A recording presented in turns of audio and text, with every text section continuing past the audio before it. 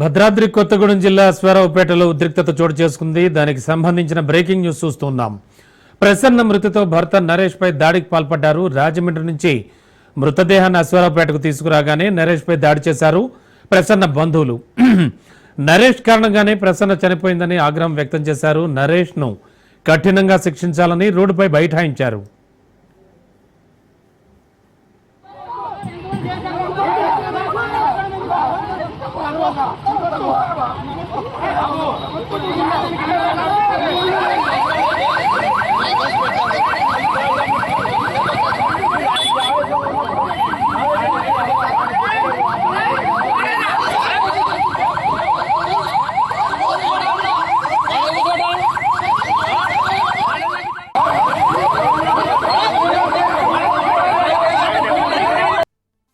తీసుకొస్తున్నారని మా వాళ్ళు ఇన్ఫర్మేషన్ మేము ఊరి చివరికి వెళ్ళామండి.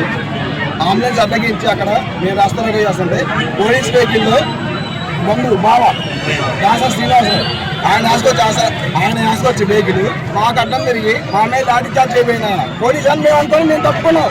ఆలోపు ఇంకో 4 కానిస్టేబుల్ వచ్చారు. ఇంకో జీప్ వచ్చి అంబులెన్స్ని నేరుగా పోలీస్ స్టేషన్ తీసుకొచ్చారు. అదేంటని అడిగితే మాకు మీ ఎస్ఐ గారు కానీ ఏసీపీ గారు కానీ సిఐ గారు కానీ మాకు ఎటువంటి సంబంధం లేదు, కానిస్టేబుల్ గారిని పంపించాం, మీ ఎవరికి లేదు ఆయన బదులు ఆయన తప్పించుకునే ప్రయత్నం చేశారు. ఎక్కడనే చెప్పండి తీసుకొస్తున్నారని మా వాళ్ళు. భద్రాద్రి కొత్తగూడెం జిల్లా స్వరావుపేటలో ఉద్రిక్తత చోటు చేసుకుంది. బ్రేకింగ్ లో చూస్తున్నాం. ప్రసన్న మృతితో భర్త నరేష్ పై దాడికి పాల్పడ్డారు. ఇక మరింత అదనపు సమాచారం అందించడానికి మా కరెస్పాండెంట్ నవీన్ సిద్ధంగా ఉన్నారు. నవీన్, ఏం జరుగుతోంది? ప్రసన్న మృతితో భర్త నరేష్ మీద దాడి చేశారట.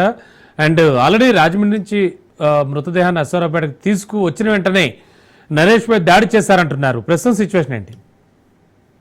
రైట్ రమణ, ఏదైతే మనం ఉదయం చెప్పిన దాని ప్రకారం పూల లక్ష్మీ ప్రసన్న అనే వివాహిత అశ్వారావుపేటలో గత 3 సంవత్సరాల నుంచి అక్కడ ఉంటున్నట్లుగా కూడా చూడవచ్చు. అయితే ఆమె ఇంట్లో కాలు జారి పడిపోవడంతో రాజమండ్రి హాస్పిటల్కి తీసుకెళ్లామని నరేష్ చెప్పారు.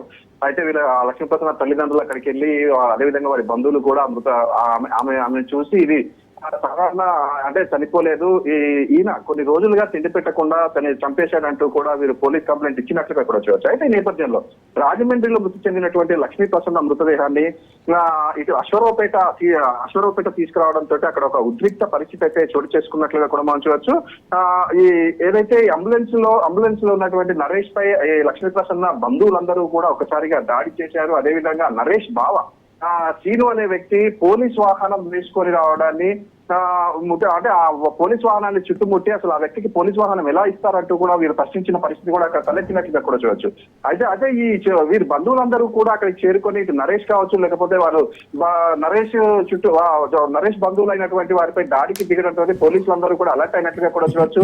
దీంతో ఉద్రిక్తత అక్కడ చాలా ఉద్రిక్తత చోటు చేసుకుంది. అయితే ఈ ఉద్రిక్తత చోటు చేసుకోవడంతో ఇటు పోలీస్ స్టేషన్ లో ఉన్నట్టు వీరందరినీ కూడా పోలీస్ వాహనంలో మరొక చోటికి తరలించే క్రమంలోనే ఈ ఘటన జరిగినట్లుగా కూడా మనం చూడొచ్చు. అయితే ఇటు నిందితులు వచ్చేసి ఏదైతే నరేష్ మరియు బంధువులు ఇటు పోలీస్ స్టేషన్ లో ఉండడం, అదేవిధంగా లక్ష్మీ ప్రసన్న తల్లిదండ్రులు రోడ్డుపై బైఠాయించి న్యాయం చేయాలంటూ నిందితులకు శిక్ష పడేంత వరకు మేము కదలమంటూ వీళ్ళు చెప్పడంతో ఇటు లక్ష్మీ ప్రసన్న మృతదేహం మాత్రం ఇంటి దగ్గర ఒంటరిగా ఉన్నట్లుగా కూడా చూడొచ్చు Ramana. Okay, thank you Naveen.